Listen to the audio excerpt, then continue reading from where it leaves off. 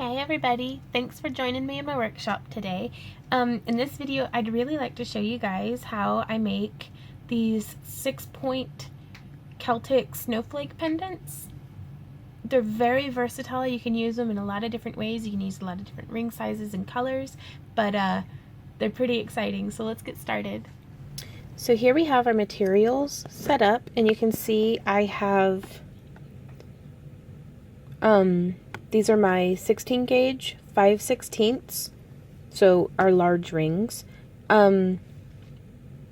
with 18 open, set up in 3 rows of 6, and then one more open.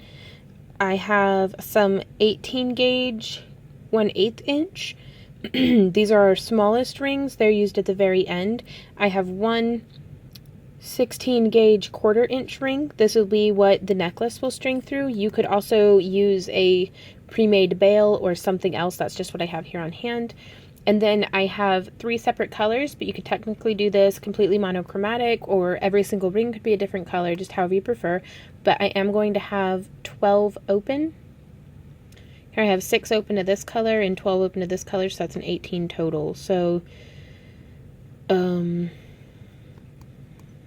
that's 30 of our 18 gauge 3/16 rings. And so what I'm going to start off by doing is I have one open ring, and I'm going to put all of these closed 18 gauge 3/16. Just for simplicity's sake, I'm going to call these small and the big ones large, even though these technically over here are our smallest ones.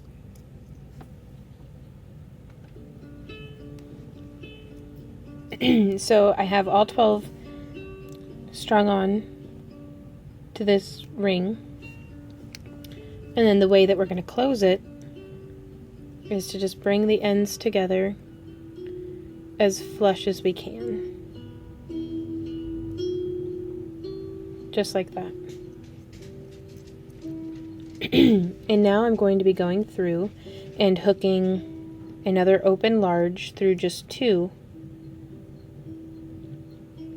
of the small rings and closing it.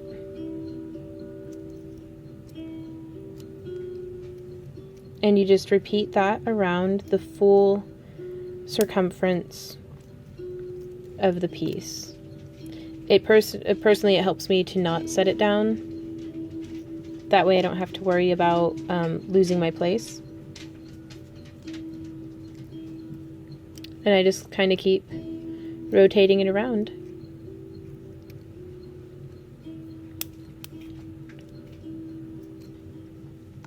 And you can modify this by using some different ring sizes. You could have a larger center or a smaller center ring to do a 5-pointed, or in this case a 6-pointed star. You could experiment with putting more points on it, just to see. So this is my last one. It's my 6th large ring. So I'm going to actually lay this down on the ground now, or on my work surface rather.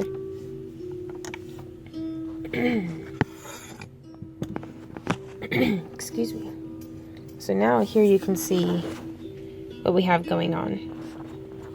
And what I'm going to do now is these rings over here that I have 6 of open that are in a different color. I'm going to take just one, and I'm going to hook through. Let's give the camera a chance to catch up.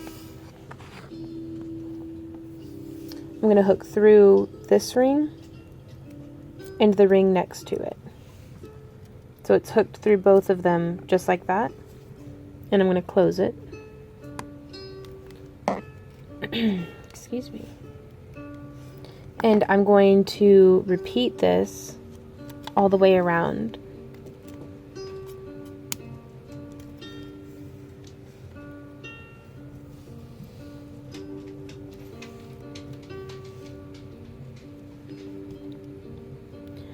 So much of chainmail is pattern repetition. So I'm just going to join these 2 rings together. And don't feel bad if something complicated happens. Just remove the ring and try again, maybe from a different angle. I've found on many pieces, whether it's chainmail or wire wrapping or beadwork, if I'm just getting really frustrated with it, I'll go and do something else for a bit. That way I can come back with fresh eyes, and maybe my brain will have, you know, subconsciously processed something, and something will click, or I'll just set it on fire. You know, there's no telling. So here we are now. We have all of these rings added, and I'm going to go through. Let's move the camera up for this one.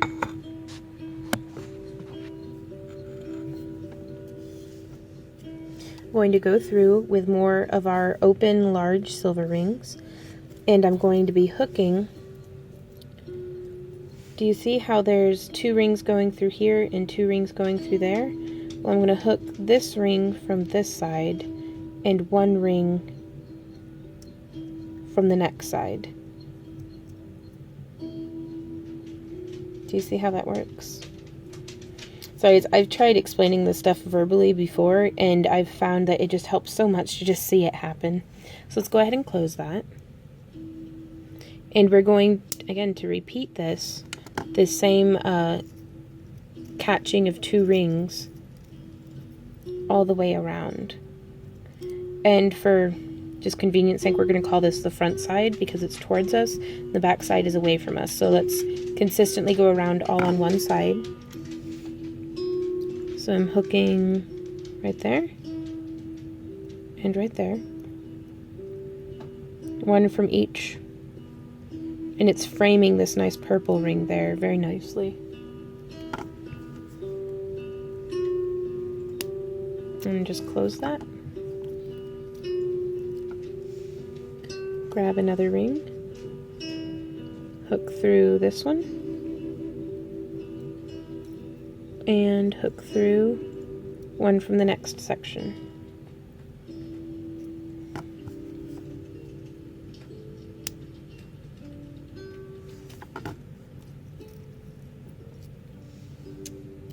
And then we have another ring, and just hook through and through, and then close it. You'll get lots of practice opening and closing rings with chainmail.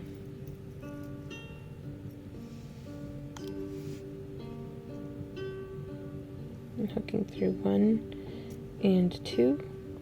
I can't remember who I got these kind of violet, you know, magenta-y purple rings from, but I don't order from them anymore because you'll see, like, kind of right where the bend happens, like on this one here, there's a little bit of a discoloration where the aluminum, the anodizing, comes off of it. I mean, other than that, I found it's pretty durable, but you know, I end up having to toss out almost half of my rings because they're much worse than that I just showed you. So it's always nice to find a good supplier of anodized aluminum. And so this is our last one for on this side. And close it. And now, do you see how on here, I'm actually going to lay it down flat so that you can see what I'm looking at.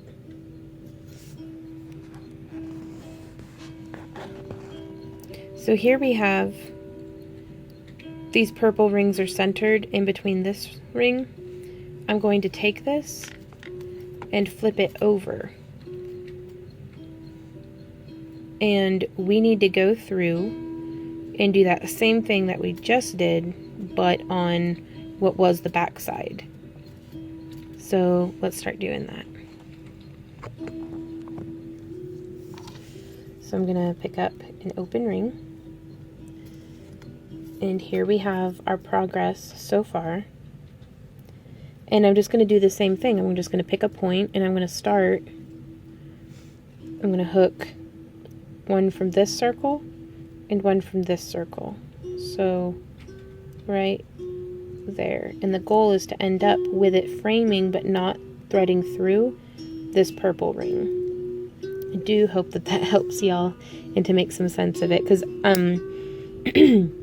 I had done a 5-pointed Celtic star tutorial a few years ago, I think, at the time of filming, but the audio quality was just very poor, and so a lot of folks had requested, another tutorial, so I decided I'd post this one, because it's basically, technically the same foundation technique, but you're making a different piece with it.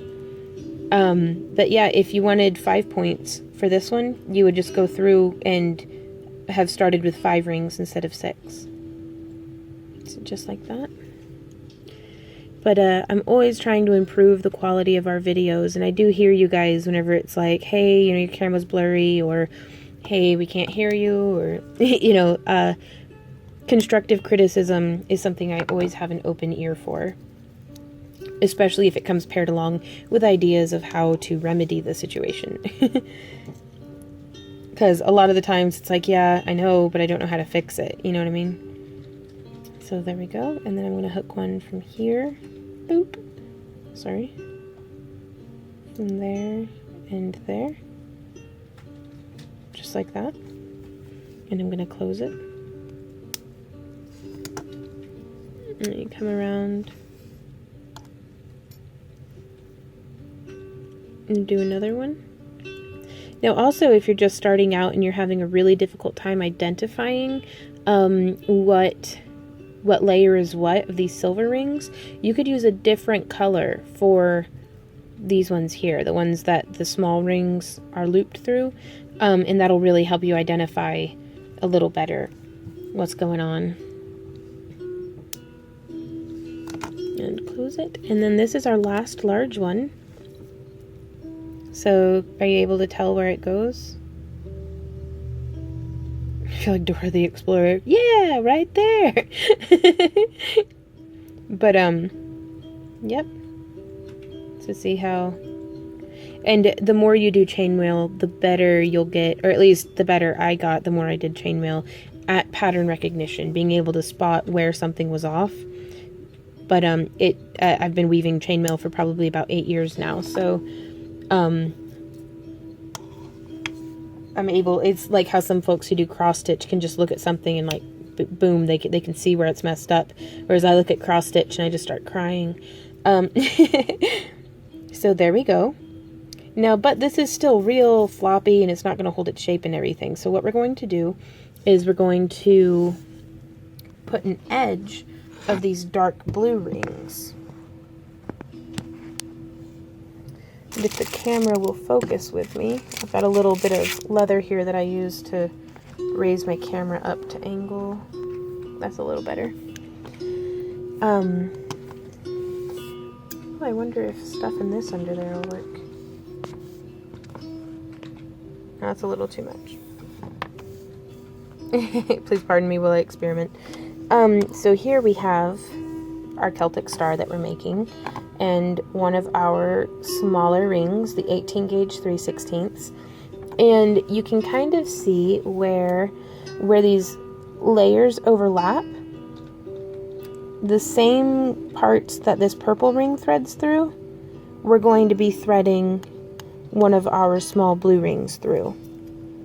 So I'm going to demonstrate. So it's going to hook through the front, middle, and back ring. Just like this. Like maybe a shot from the side will help. We'll see how it has all 3 of those rings. And then we're going to close it.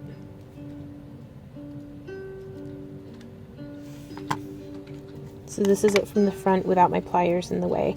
And take heart, if you don't get it this time, we're doing it 11 more times. So we have lots of opportunity to get better. Also, I found that this is an opportunity where opening the ring a little bit wider than what you normally would can really be helpful. Because it lets you hold on, well, it lets me hold on to it, and insert without my pliers really getting in the way. Now this one, I've only hooked through 2 of them. I didn't get that through where I was supposed to. So, right like that. This is so exciting. We're making chainmail. And then let's do it again. Just like this. Right through there like that.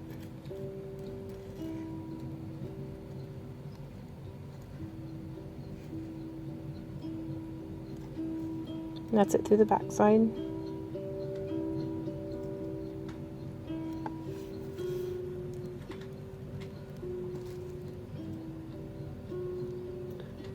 Okay, and now I'm going to bring the camera back up again.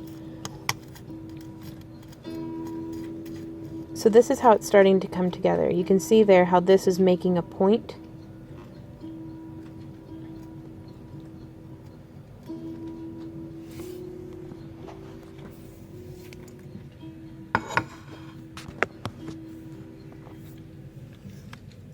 So we have another blue ring.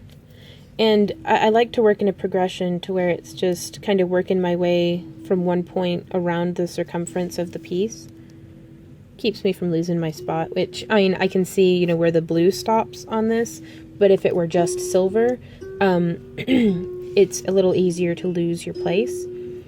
Which, speaking of rings, though, I'm trying to segue into this, but I do sell a kit on my website for making your own Celtic star pendants, because this uses sometimes up to, 4 different ring sizes. And so this way, instead of having to order, you know, a whole bunch of a couple different ring sizes, you can just, like, I think it's like $10 before shipping, and you get a kit that's enough to make like 4 or 5 Celtic star pendants with either the 5 or 6 points. You know, and then you'll have a little bit left over too for if you want to experiment a little bit or make a piece bigger, or, you know, incorporate it with your other chainmail stuff or beadwork or wire wrapping. So we just continue all the way around, but in that way you can, if you want to get the kit, you can just go to backtooearthcreations.com, and we have a tutorials and kits and tutorials page, and then there's like a kit link. I don't know. I'm not very good at the internet. I'll just throw a link down there in the comment area so that y'all can see if you feel inclined to get a kit and follow along with me. And I'll also try to remember to put a list of all the ring sizes. That way, if you do want to order in bulk, either from me or somebody else, I'm not going to hold it against you. There's a lot of really good chainmail suppliers out there. Then you can get them in bulk and make a whole bunch of stuff. So here we go, you guys. I love that color gradient. So pretty. Now from here, we're going to be taking, because I want to show you from the edge too. See how that's all kind of sitting together? I'm going to take one of our very smallest 18 gauge 1/8 inch, and I'm going to be hooking the rings together to make a point. Just like that. And it works better hooking like a point here, because see how there's a gap right there that this ring can settle in, whereas if you tried to join these two together, it's going to sit either behind or in front of that ring. So by all means, please experiment and see what you prefer, but I've found that it's easier starting out to just do this. So we have that, and we're going to close it. And this really helps kind of bind these blue rings into a point to make it look more star-like. Just like that. And I do love using aluminum because whilst it can... Oops, where'd that ring go? I just pinged it off. There it goes. Well, it can have a tendency to oxidize, just the bare aluminum. It'll leave like a gray residue on your skin. It cleans off really easily, but it itself won't rust or tarnish or stain you necessarily the way that copper can like really stain your skin. Aluminum will just kind of leave a residue on you. Sorry, I didn't mean to go off camera there. But we're just continuing all the way around. And the anodized stuff I have found does not leave a residue since it's coated, which is so nice. Like I'd like to start, oops. Pardon me. I'd like to start clear coating my own aluminum rings. That way that they won't leave any kind of residues or anything like that. So here we are adding our last small ring. And that really came together, y'all. Come on, y'all. And we're going to add our ring for a bail. And the way I like to open my rings is just open it up like that. That way it keeps the points lined up. And I don't see any point that I'd rather have over the other, so I'm just going to pick one at random. And I'm going to close it. And that is all it takes, you guys. You have now made your very own 6-pointed Celtic star.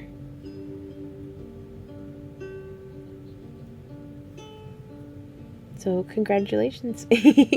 Please let me know what you think down in the comment area below if you have any questions, ideas, or comments or anything like that. Hey guys, how did it go? Did you like making it? Did you just watch for the heck of it? Like, let me know what you think down in the comments area below if you have any ideas or questions or comments or concerns or anything like that. But yeah, if you guys would like to support what I do here in my workshop as well as out in the garden, and also to participate in my fairy house giveaway, which happens monthly, please consider being a $1 or more patron on Patreon. The links are down in the spot comment area below. For just $1 a month, you put your name in the hat for a raffle to win a fairy house, and we're coming real close. At the time of filming, we're coming real close to my first goal. And whenever we hit the $100 mark from our patrons, I'm actually going to start doing 2 giveaways. So, like, bi-monthly? Like, every 2 weeks, basically, I'll do another drawing. So, the more people we get involved in this, the more prizes we'll be handing out, which is pretty good for y'all. Because, you know, maybe it ups the odds a bit. I'm not really good at statistics, but it's like, I think it ups the odds. But, and I might start doing some art giveaways, and then I also do some seed giveaways as well. So I wanted a way to be able to give back, since y'all have been so supportive and encouraging to me and my partner in what we do, but with our jewelry and everything. I wanted to thank you guys, and I like free stuff, and I like giving you guys free stuff, so I thought that'd be nice. But I'll stop rambling. I hope you have a really good day, and I hope you enjoyed this tutorial. Please like and share it with your friends and stuff, and subscribe if you haven't done that already. So I love all of you. Please give yourselves a big hug. I don't know what a hum is, but please give yourselves a big hug from me, and happy crafting. I'll see you guys around.